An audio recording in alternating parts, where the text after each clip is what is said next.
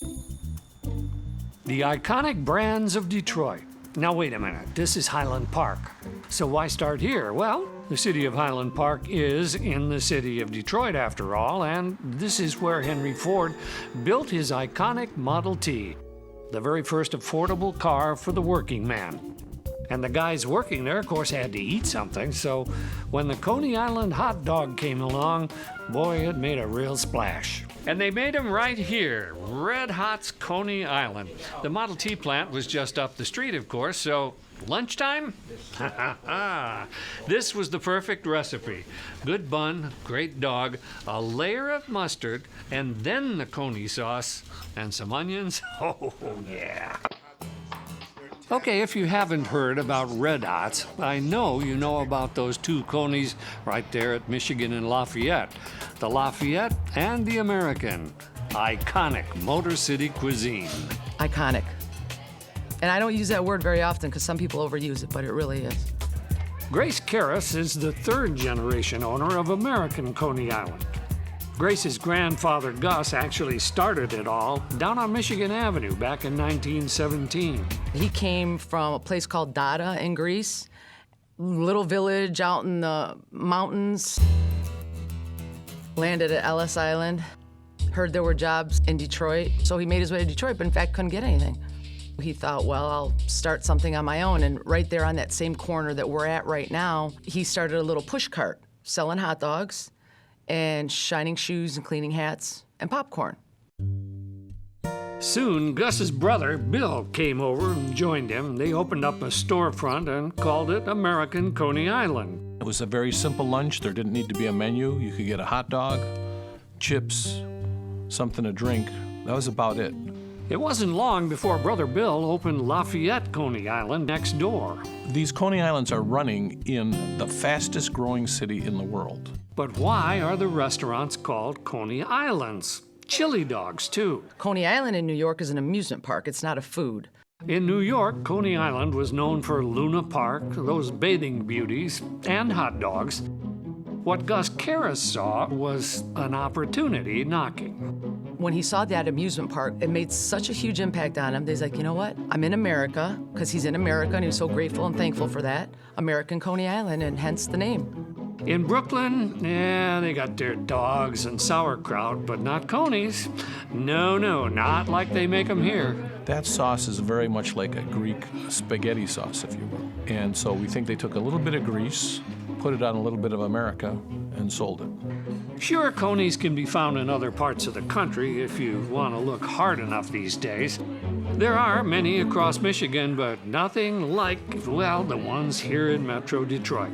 Here, it's tradition, and we have our own Coney decorum. As a matter of fact, even today, when people ask for ketchup on a hot dog, I give them the bottle.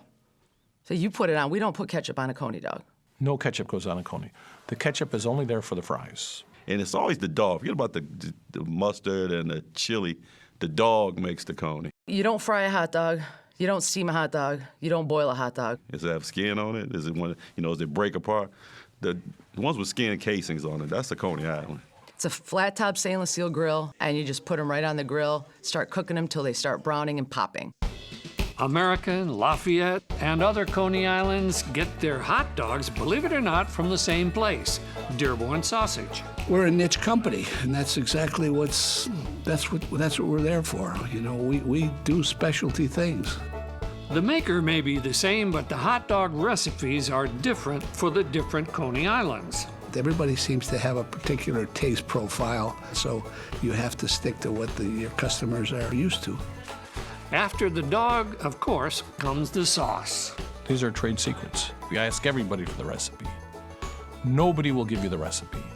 Judith Martin, the famed Miss Manners, gave it her best to follow the first rule of Coney Island etiquette. You don't eat a Coney with a knife and a fork.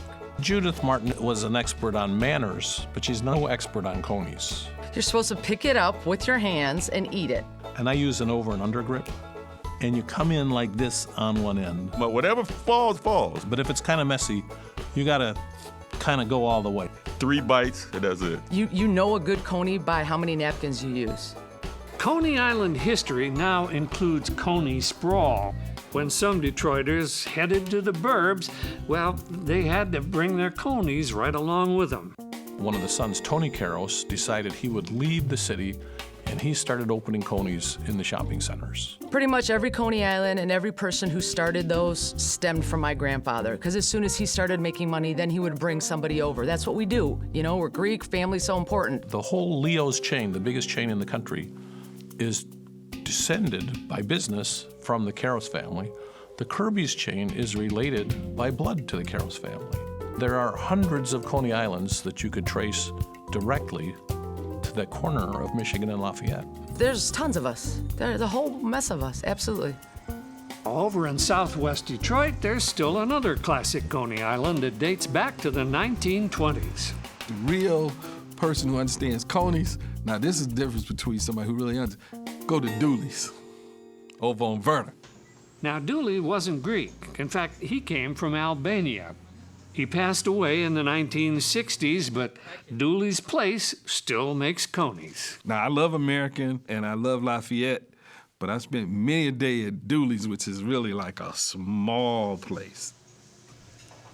Food critics, like the old-fashioned kind of food critics who write for newspapers and magazines, look down on Detroit's signature food because they think it's not sophisticated enough. It makes us look like what we are, a town where men and women work for a living.